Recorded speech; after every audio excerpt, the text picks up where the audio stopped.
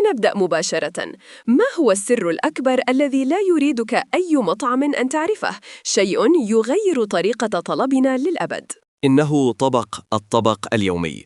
غالباً ليس طبقاً مميزاً، بل هو ببساطة طريقة للتخلص من مكونات على وشك الانتهاء. فكر مرتين قبل طلبه. صادم.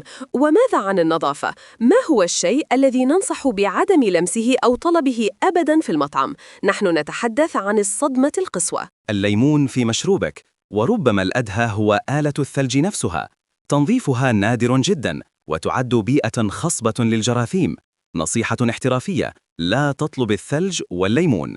تحذيرات مرعبة ستغير قوائم طعامنا. أخيراً، هل المطاعم تخدعنا بالأسعار؟ وكيف يتم ذلك؟ بالتأكيد، إزالة علامة العملة النقدية والتلاعب بموقع الأطباق في القائمة يحددون سعر الطبق الأول المرتفع لجعل بقية الأسعار تبدو معقولة نفسياً.